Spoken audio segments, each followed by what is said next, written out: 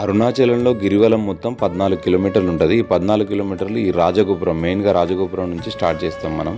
రాజగోపురం నుంచి ముందుకెళ్తే అక్కడ విఘ్నేశ్వరం టెంపుల్ ఉంటుంది. ఈ విఘ్నేశ్వరం టెంపుల్లో వినాయకుడిని దర్శనం చేసుకొని విఘ్నాలు కలగకుండా అక్కడ నుంచి మళ్ళీ తిరిగి రాజగోపురం వచ్చేసి అక్కడ అందరూ దీపాలు వెలిగిస్తుంటారు. ఇట్లా దీపాలు వెలిగించేసి దేవునికి దండం పెట్టుకొని అప్పుడు గిరివలం స్టార్ట్ చేస్తారు. గిరివలం అంటే గిరి ప్రదక్షిణం.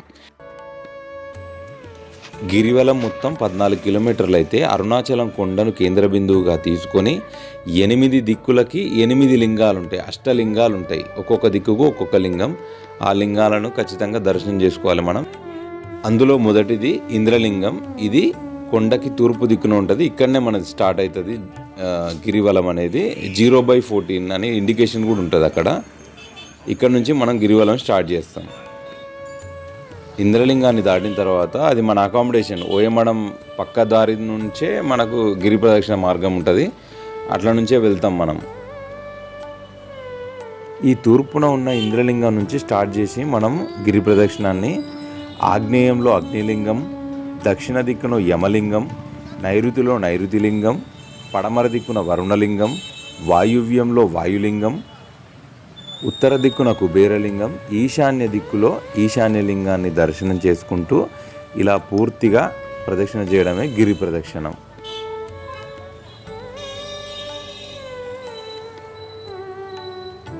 గిరి ప్రదక్షిణ మార్గంలో మనకు మధ్యలో ఇక్కడ మనం ఎక్కడున్నాము అనే, ఎక్కడ దాకా వచ్చామనే ప్లేస్ కూడా మనకు ఇట్లా రూట్ మ్యాప్లు ఉంటాయి. ఆ రూట్ మ్యాప్ చూసుకుంటూ మనం ప్రయాణం చేయొచ్చు.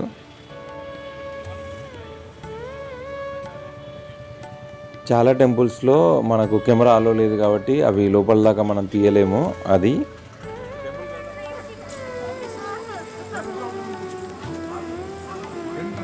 మధ్యలో ఇలా మనకు అన్నదానాలు కానీ ప్రసాదాలు, తీర్థ ప్రసాదాలు ఇచ్చేవాళ్ళు ఉంటారు. మోస్ట్లీ రుద్రాక్షలు కూడా పంచి పెడుతుంటారు. అవి ఖచ్చితంగా తీసుకోండి, చాలా మంచిది అవి. చేసి మీరున్న చోటుకే అందించబడును.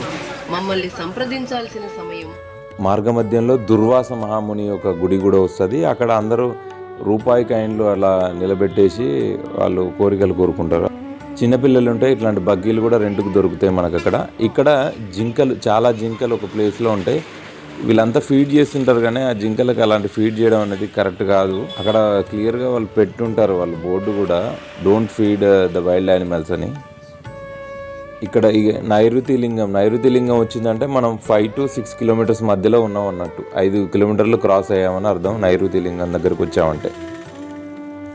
చిన్నపిల్లల కోసం ఇలా బగ్గీలు రెంట్కి దొరుకుతాయి. మోస్ట్లీ 200 ఉంటాయి అవి. మన ప్రదక్షిణ అయిపోయిన తర్వాత అక్కడ వాళ్ళు కలెక్ట్ చేసుకునే వాళ్ళు కూడా ఉంటారు, వాళ్ళు.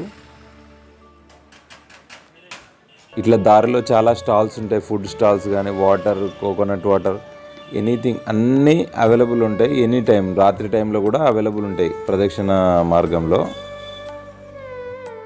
నెక్స్ట్ ఏ లింగం ఉంది, అది ఎంత దూరంలో ఉంది అనేది క్లియర్గా ఇట్లా సైన్ బోర్డ్స్ అయితే ఉంటాయి.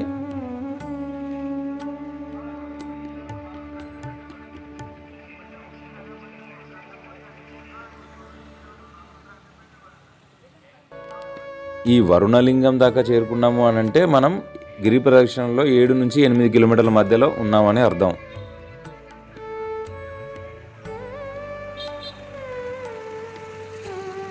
మార్గమధ్యంలో అర్ధనారీశ్వర టెంపుల్ ఉంటుంది. ఇక్కడ హోమాలు జరుగుతుంటాయి. జాతకంలో ఏమైనా దోషాలున్నా ఇక్కడ పరిహారాలు ఉంటాయి, ఇక్కడ చేయించుకోవచ్చు.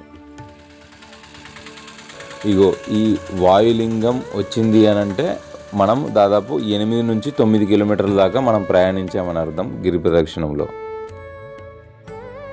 వాయులింగం దాటిన తర్వాత సూర్యచంద్రులకు ప్రతీకలుగా సూర్యలింగం, చంద్రలింగం ఈ 2 టెంపుల్స్ కూడా ఉంటాయి. వీలైతే అవి కూడా దర్శనం చేసుకోవచ్చు.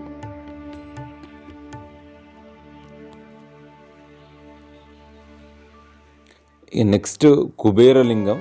ఇది 10 నుంచి 11 కిలోమీటర్ల మధ్యలో ఉంటుంది.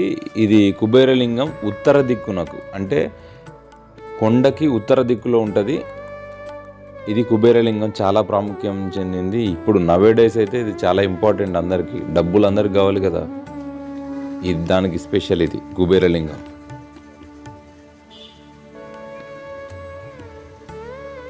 కుబేరలింగం దాటిన తర్వాత 11వ కిలోమీటర్ దరిదాపులో మోక్ష మార్గం అనే ప్లేస్ ఉంటుంది. ఇక్కడ చిన్న సందు నుంచి దూరి అవతలికి వెళ్తే మోక్షం లభిస్తుంది అనేది ఒక నమ్మకం. అందరూ వచ్చిన వాళ్ళందరూ చాలా పెద్ద క్యూ ఉంటుంది. కొంచెం వెయిట్ చేస్తే మాకైతే 1 అవర్ పట్టింది. ఈ ప్లేస్ వచ్చిందంటే మనం గిరి ప్రదక్షిణలో 11 కిలోమీటర్లు ట్రావెల్ చేసామనే అర్థం. తిరుమలలో మోకాల పర్వతం ఎక్కేటప్పుడు ఎలాంటి ఫీలింగ్ అయితే కలిగిందో నాకు ఈ లాస్ట్ 3 కిలోమీటర్లు కూడా సేమ్ అదే ఫీలింగ్ కలిగింది. ఎప్పుడైతే ఆ దూరం నుంచి రాజగోపురంను చూశానో ఇక దగ్గరకు వచ్చేసాము, అయిపోయింది, గిరి ప్రదక్షిణ కంప్లీట్ అయిపోతుంది అనే ఫీలింగ్ కలిగింది నాకు. మేమైతే రాత్రి 8:30కు స్టార్ట్ చేస్తే గిరి ప్రదక్షిణం మార్నింగ్ 2 అట్లా అయింది. 2 to 2:30 మధ్యలో అక్కడ ఫినిష్ అయింది. ప్రతి ఒక్క టెంపుల్ని మేము దర్శనం చేసుకున్నాం కాబట్టి మాకు చాలా టైం పట్టింది. ఫైనల్గా ఈ రాజగోపురానికి చేరుకున్నాము. గిరి ప్రదక్షిణం కంప్లీట్ అయింది. మళ్ళీ ఒకసారి దేవుని దర్శనం చేసుకొని మొక్కుకొని ఫినిష్ చేసాం. ఒకవేళ అరుణాచలం దర్శనం మరియు అకామిడేషన్ వివరాల వీడియో మీరు చూడకపోతే ఆ లింక్ ఈ డిస్క్రిప్షన్లో ఇస్తా, మీరు చూడొచ్చు. అక్కడ